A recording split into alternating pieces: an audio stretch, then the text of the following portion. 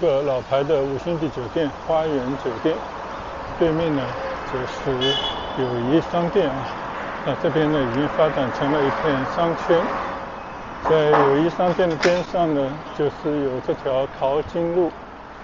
麓湖是一个景区，也是白云山脚下一块很大的绿地，而且它有一个人工湖，就是麓湖。这个白云仙馆就是一个道教的道观。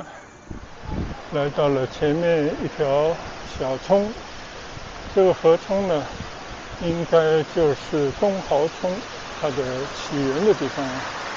广州呢，现在已经从中国的一座平民城市慢慢发展成了世界的平民城市。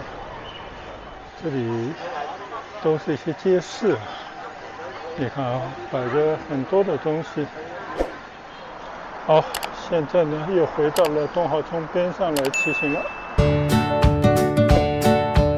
大家好，现在呢我在环市路上啊，刚刚从保利的时光里这个商场里面转出来。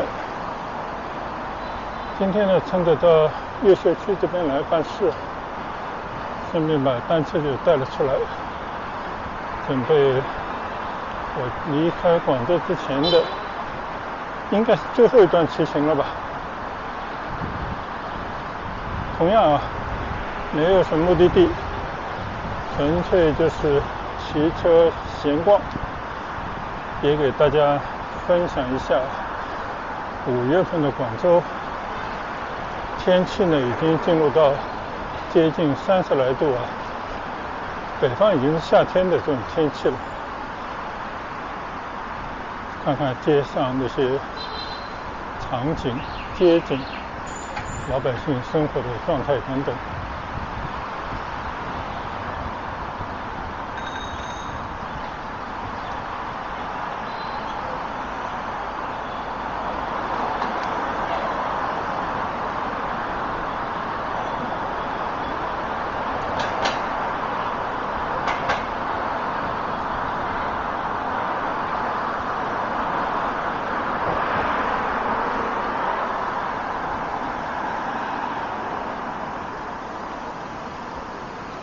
今天呢，如果可能啊，我也想去探访一下广州几个老牌的5星级酒店。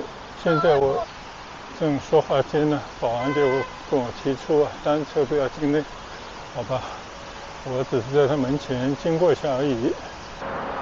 这边呢有一个站叫淘金站，因为对面那条马路呢就叫淘金路，因为这个马路啊大家比较喜欢。尤其是改革开放初期的时候啊，大家都到广州来淘金，就有点像当年到纽约去淘金，到旧金山去挖金矿一样啊。就人呢都往高处走，哪里有机会呢就去哪里。但经过几十年的发展之后呢，这边未必是淘金最佳的地方了。但是这条马路呢树荫比较大，骑起来呢还是比较阴凉，所以今天就从这边开始我的骑行。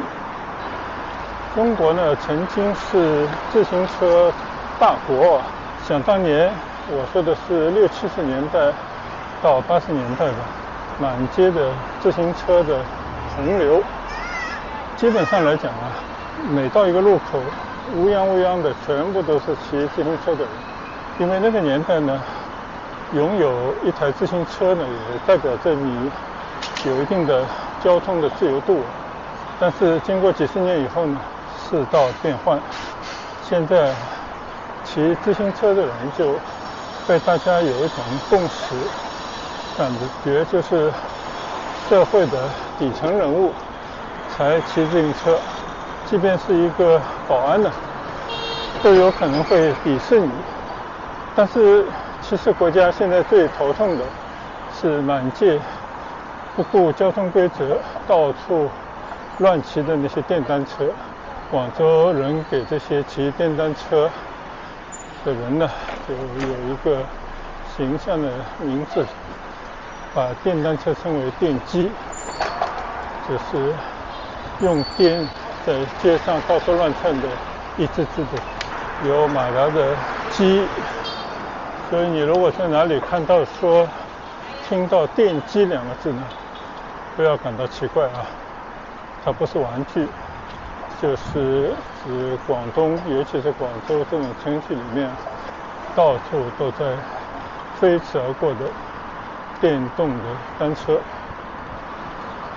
所以我觉得现在国家应该慢慢的要回归一条比较质朴的出行的道路的话呢，还是应该鼓励或者提倡自行车这种最环保的方式出行。那理所当然的就要多建一些自行车能够安全行驶的道路啊。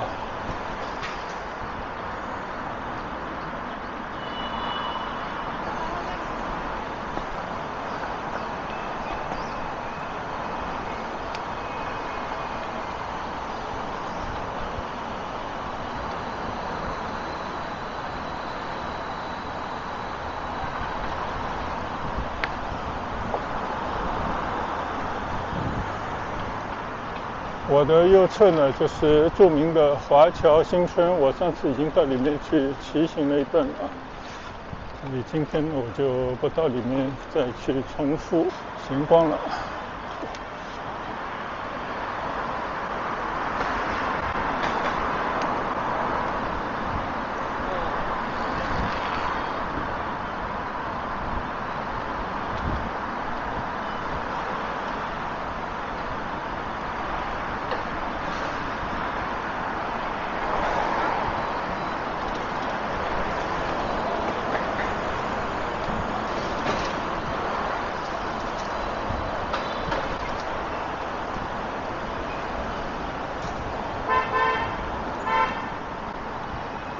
在友谊商店的边上呢，就是有这条淘金路，我拐到这条淘金路来骑一段啊，因为当年也是我们年轻的时候到处出没的地方。在这边呢，还有几位要好的朋友啊，但是现在呢都孔雀东南飞，大家各顾各的去找自己的前程去了。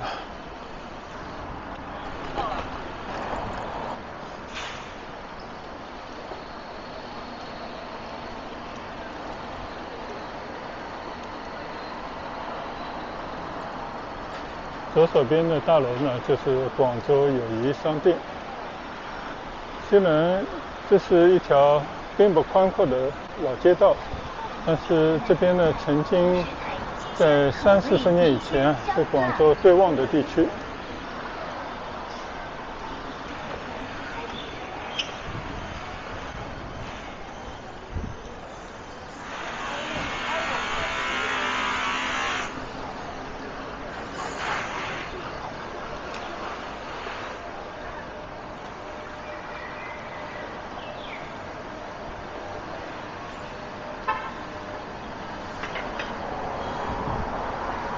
骑到这条淘金路的深处呢，你也会发现啊，这里其实也是密密麻麻的居民区。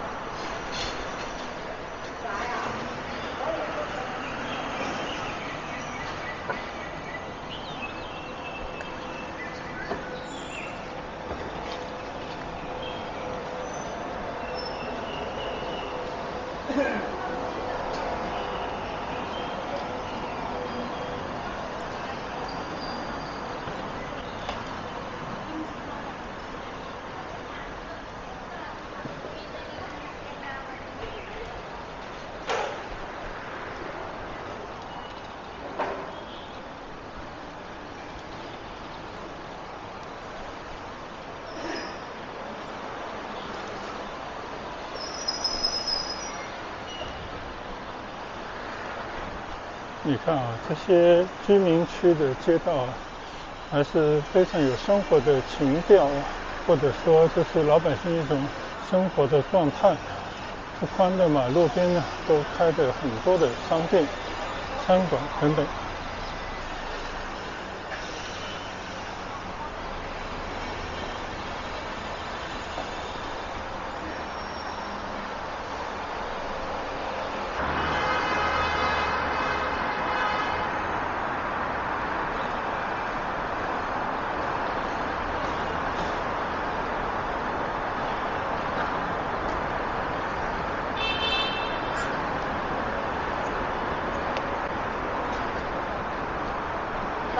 现在呢，左转到横府路，上面呢是内环高架，我向路湖的方向骑行一段。我的右侧就是路湖公园了啊，所以我准备转到路湖这片绿地里面去骑行一圈。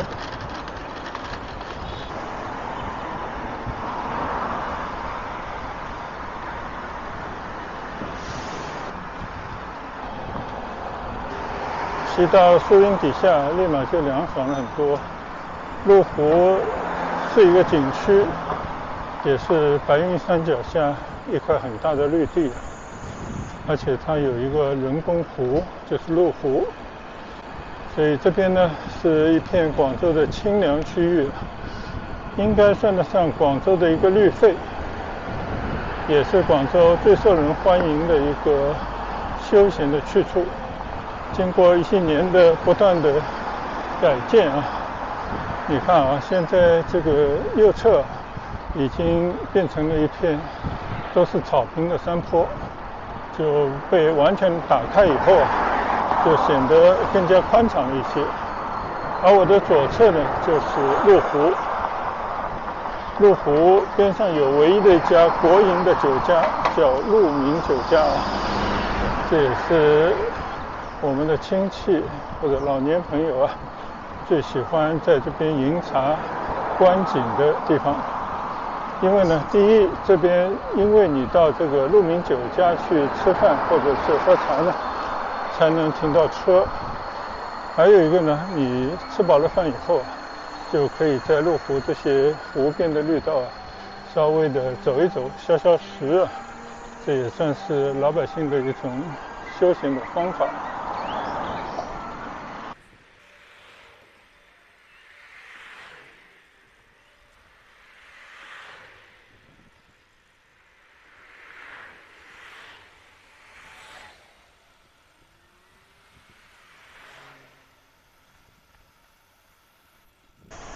前几次骑行呢，也跟大家分享了几条我可以推荐给大家的骑行道啊。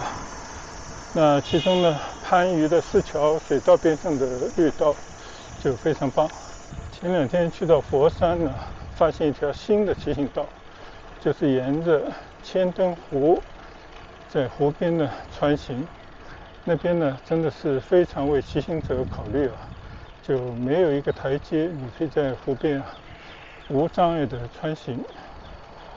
那今天呢，来到了路湖，其实从这边一直可以去到白云山山门口，然后呢，掉头回来，围绕着路湖呢可以骑一圈，体力好的呢骑个2-3圈也可以啊。这样的话呢，就会变成非常棒的一次骑行的体验。那当然，广州还有，比方说太古仓周围的珠江边的绿道，也是非常棒的骑行点。那如果要去远的，我前几天也去过了海鸥岛，在番禺那里。那如果有体力，围绕着海鸥岛在江边骑行一圈呢，大概有40来公里，那也是绝佳的骑行的一种体验。总之呢，还有好多就是适合骑行的道路啊。看到网上有人推荐的最佳的骑行线路有10来条，我相信呢应该远远不止。骑了一阵呢，我又忘记了打开我的 GPS 的码表来记录我骑行的距离等等。因为呢，我的那个支架坏掉以后，上面那个可以挂Garmin码表的那个支架也不能用，所以我经常会忘记了。但其实我把它打开以后呢，放到我的包里，它是一样可以记录的，只不过呢就没有办法看到它实时的一个骑行的状态。我现在呢正在设定我的码表，打开以后呢，它要寻找卫星，大概要等个1-2分钟、几分钟才可以找到卫星，然后呢它才会记录。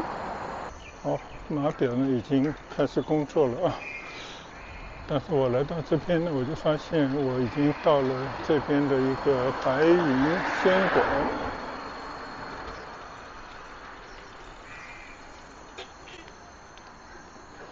这也是越秀区登记的文物保护单位了。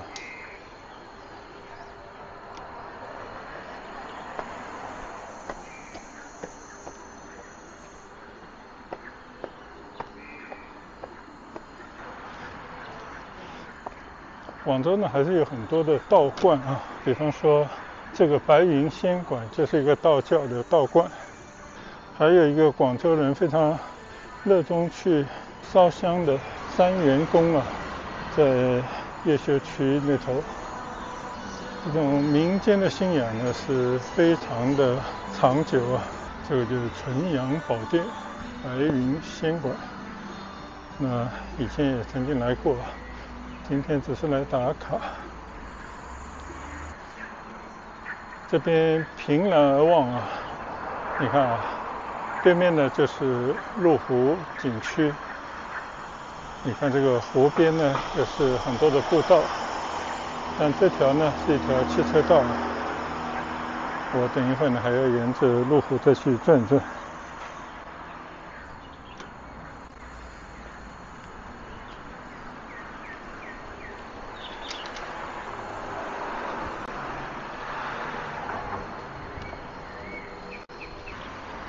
好，现在呢我从白云仙观出发，然后呢准备找这条麓湖北路左转，这样呢会经过鹿鸣酒家。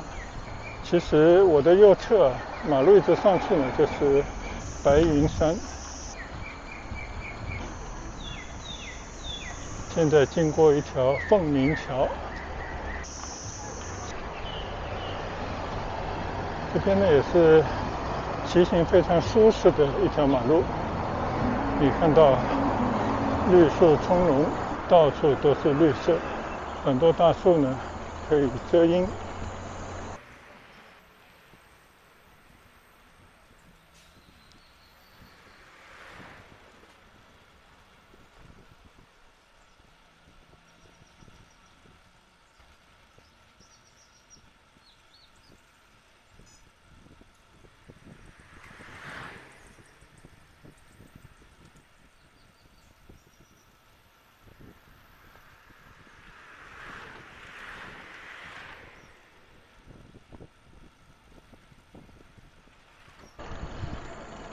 我曾经在很多年以前有一次到杭州去出差，突发奇想啊，就看到有那个共享单车，结果一扫码它就开了，我就围着西湖边呢转了一圈啊。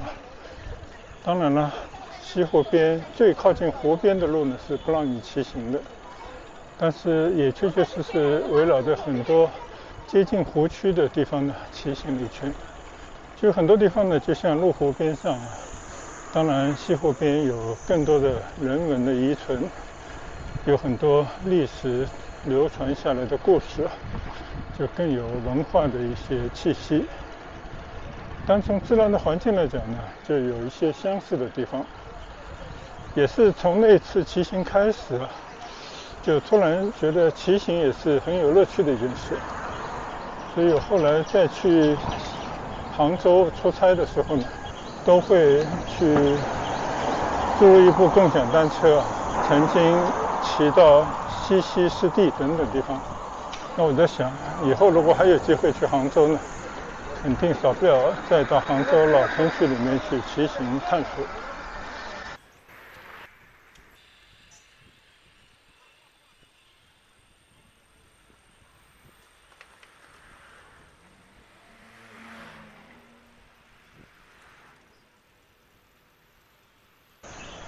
左侧呢就是鹿鸣酒家，这边唯一的一家餐馆。你要想到这边来吃饭啊，这个鹿鸣酒家呢是这个地方唯一可以提供停车的地方啊，而且你只要在这个餐馆用餐呢，停车费是免费的。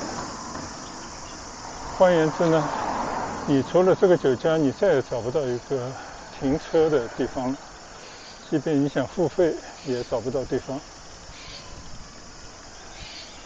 右侧呢就是华美麓湖高尔夫俱乐部，这个华美呢是新冠名的啊，以前呢就是叫麓湖高尔夫俱乐部。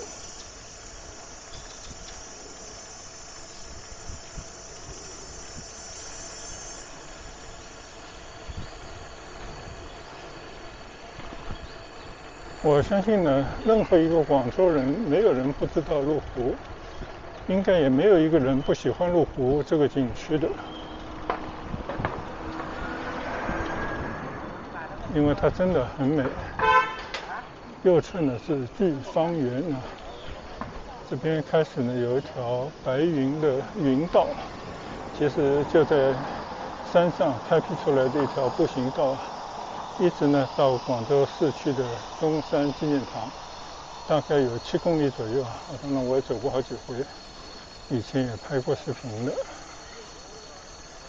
今天呢，我们只是骑行在麓湖边上穿过。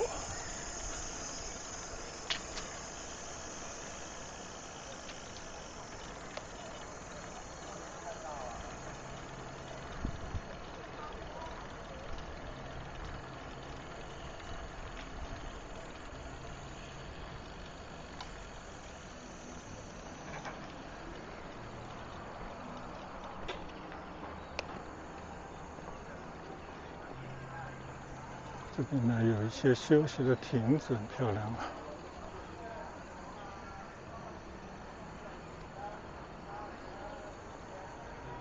对着呢就是麓湖这片宽阔的水域啊。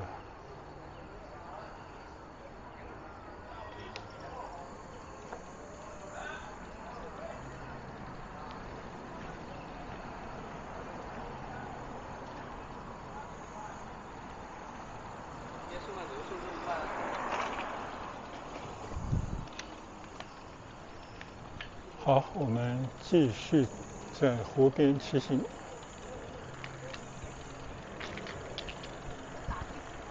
其实没有车啊，不管你搭什么交通工具到这边来，慢慢的环湖走一走，我觉得也是非常好的健身的方式。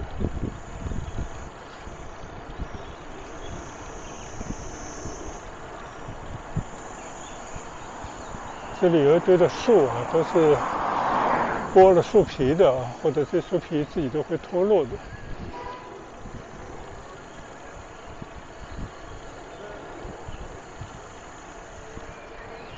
这边呢有个盼山酒店啊，也是麓湖边上唯二的停车场，但是一个收费停车场。到麓湖来的人呢，还是可以在这边缴费停车的。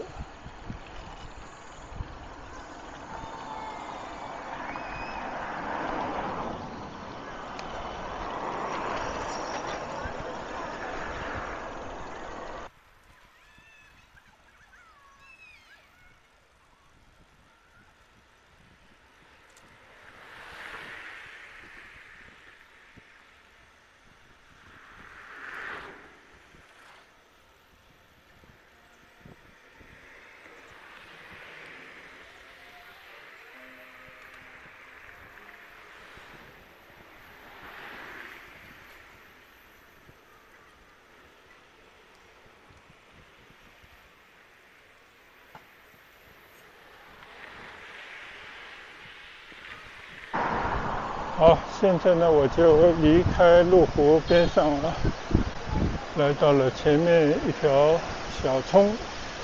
这个河冲呢，应该就是东濠冲它的起源的地方。当然也做了一些特别的修整，然后呢就变成了一处像景观带一样的地方。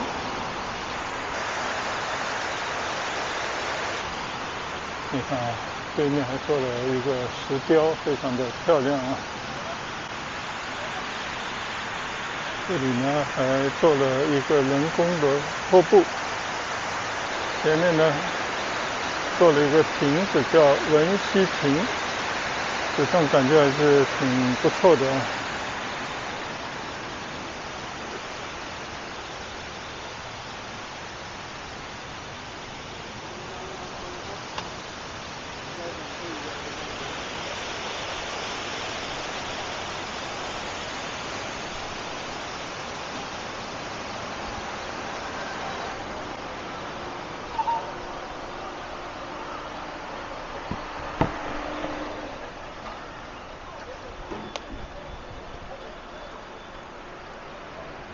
右侧呢就是一条小河冲，就是东濠冲。东濠冲这个冲呢，其实就是以前广州城墙的边上护城河。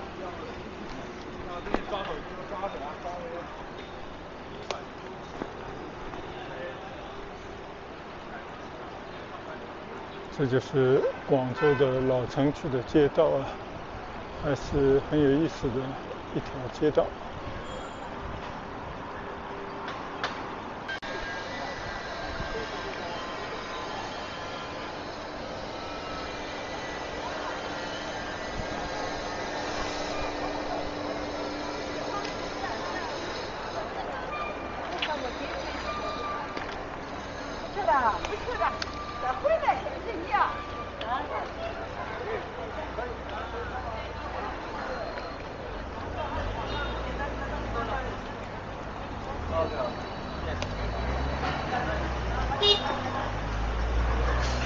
这里越来越多非洲的朋友，就疫情管控结束以后呢，回来最多的外国人就是这些非洲的黑人。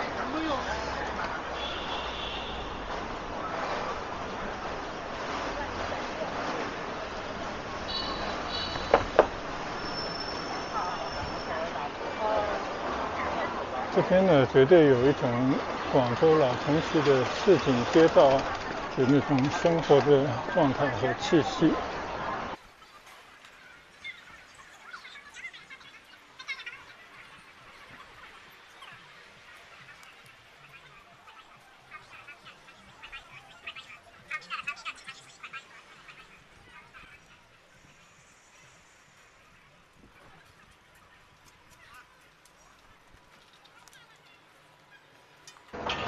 这个就是广州的早餐店啊，从饮料到那些早餐，还是很多品种。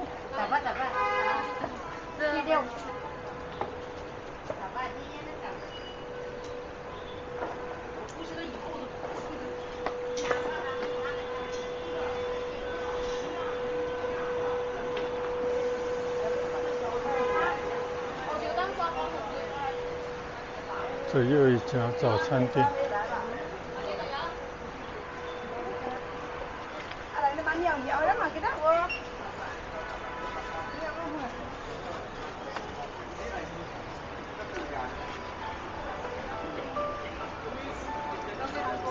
看看这里满街都是非洲人，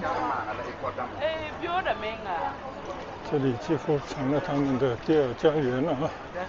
你可以看到有多少这样的黑皮肤的非洲那边的人。所以广州呢，现在已经从中国的一座平民城市啊，慢慢发展成了世界的平民城市。所以呢，它的包容，它对很多文化不同的这种信仰的包容呢，应该是一件好事啊。这边的道路呢，高低起伏，曲曲折折。如果你不是本地人呢，真的有时候你的方向都搞不准。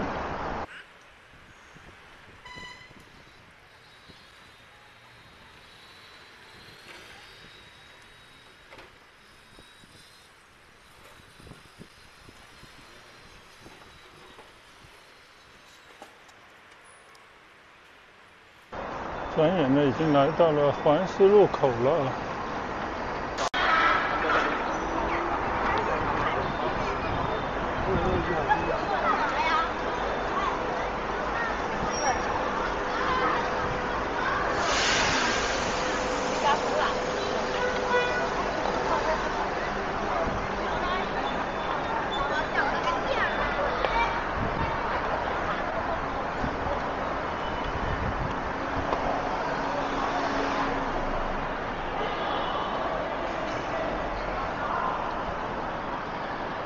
在环石路上推行了一段北教场路啊，其实上面呢还是内环路的高架。现在呢，我来到了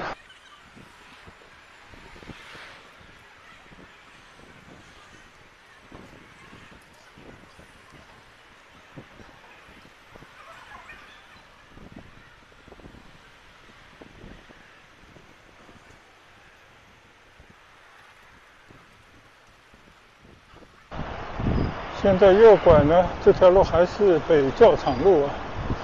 就大家看到教场路呢，就知道以前是检阅这种士兵的地方，这是清朝的遗留下来的名字啊。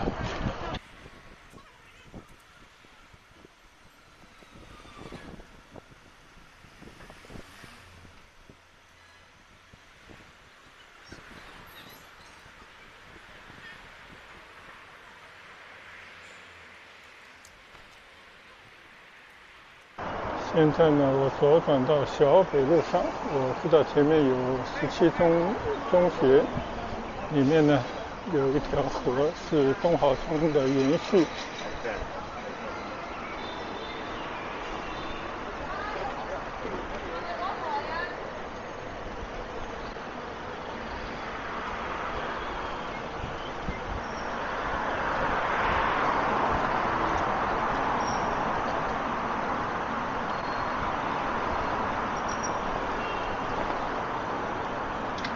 这边已经到了北园社区啊，进了这个牌坊，前方呢就是第17中学，也是非常不错的一个学校。它的边上呢就是东濠涌。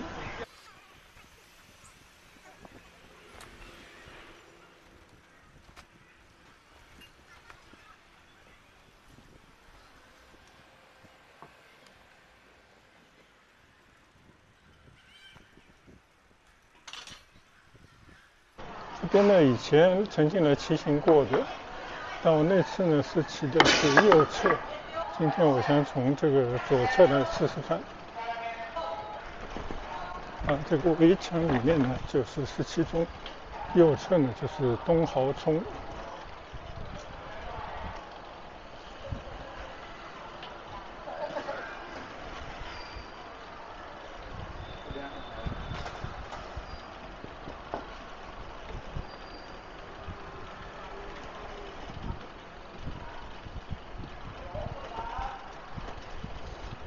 这边呢也是普通老百姓的民居为多的社区啊。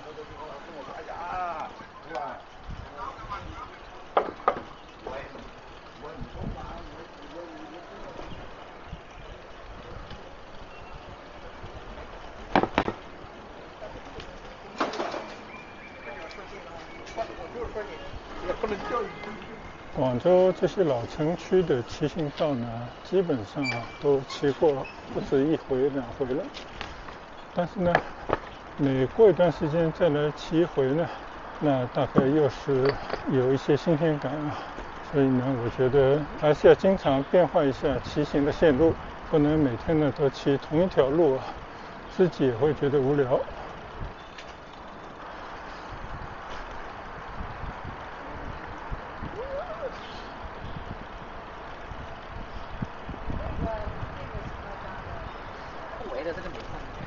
这条东华冲呢，以前都是被盖上的这种石板，后来呢才把它打开进行一些河水的治理以后去除了臭味，甚至呢变成了一条景观带，我觉得还是不错的一种想法。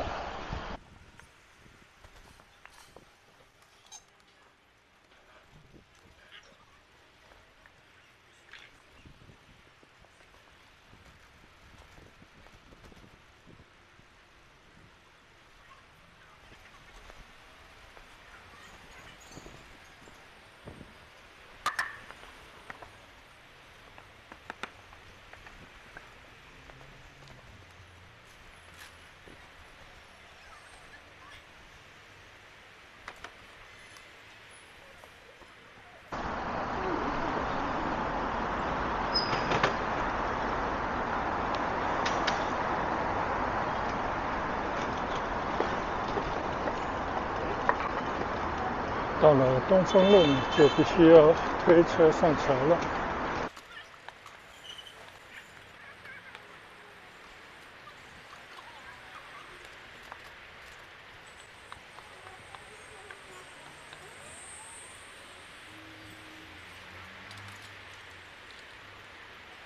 右侧呢就是东濠涌高架走车的道路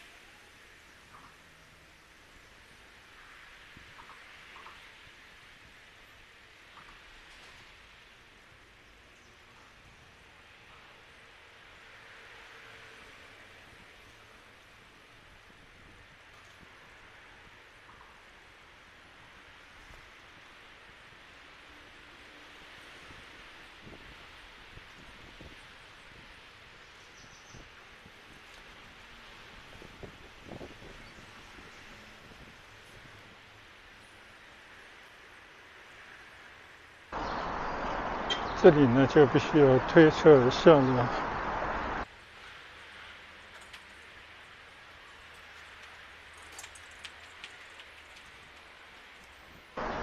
顺便呢倒是可以看看这个东濠涌绿化以后的模样。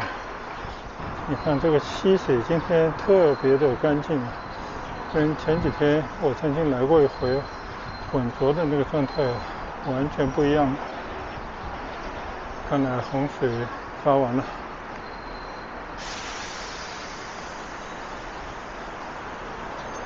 虽然有台阶但是它贴心的做了一些坡道，让你可以推着单车呢下这个台阶，我觉得还算是比较人性化的设计。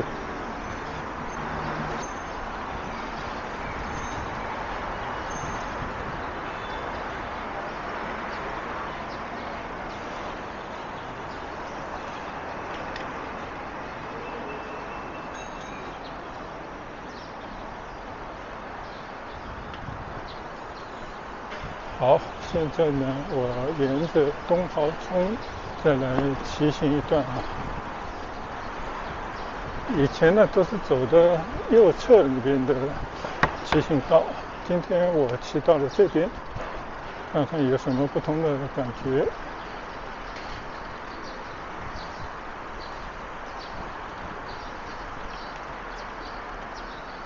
整体来讲呢，这边修复的还是相当不错就把一条臭水沟呢，现在变成了一个绿道。这边好像还在进行维修。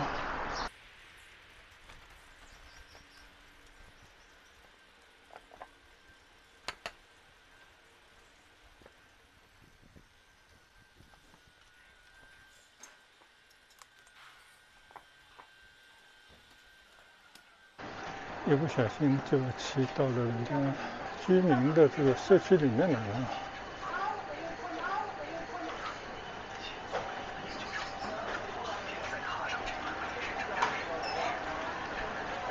哇，这里都是一些街市。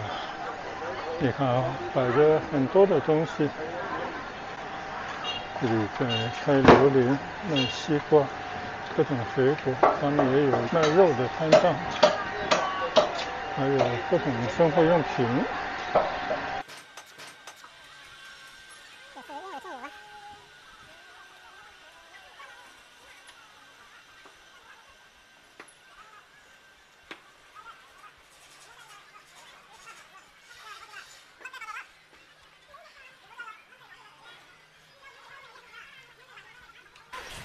虽然呢走错了路，但是拐到了居民区的一处街市。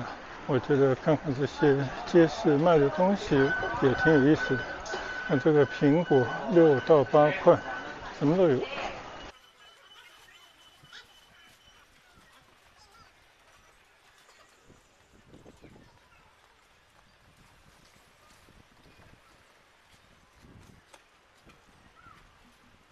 叫龙华南社区大东街。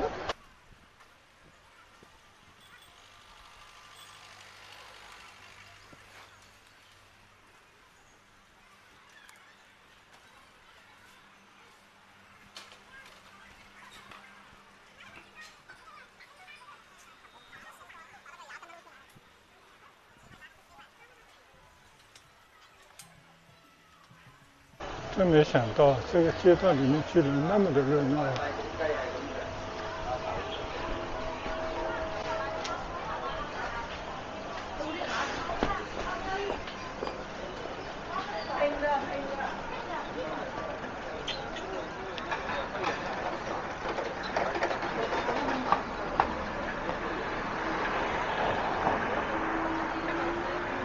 这条是永盛街啊，现在终于从这个小街道转了出来，还得要回到前方的东豪村啊，下面的那个河边的道路去。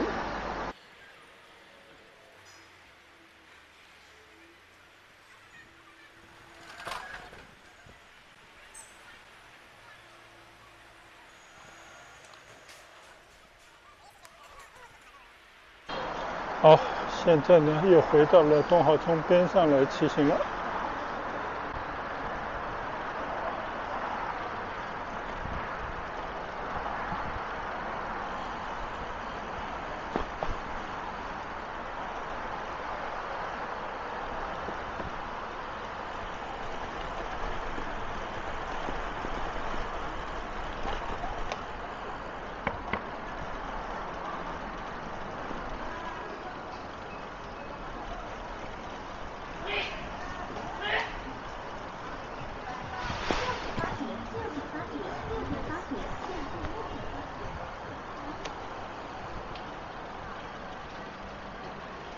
看到这条东华村呢，其实以前就变成了一条马路啊，但现在呢把它打开以后呢，就在居民区两旁穿过。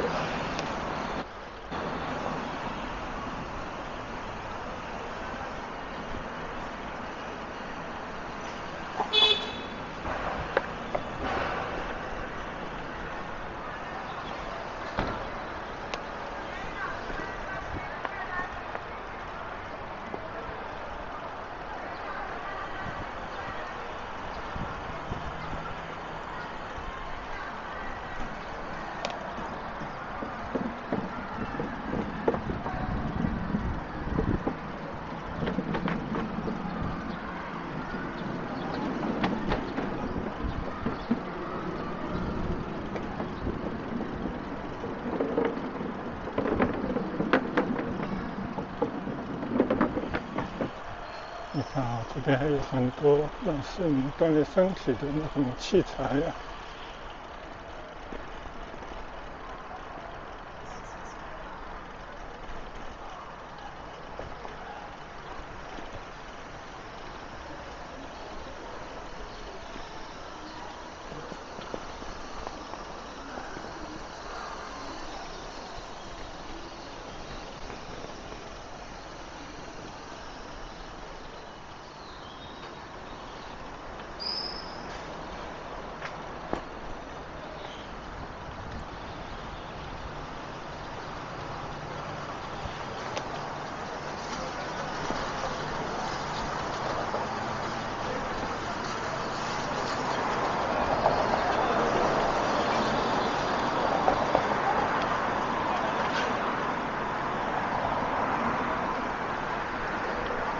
现在呢，我已经来到了越秀南路啊。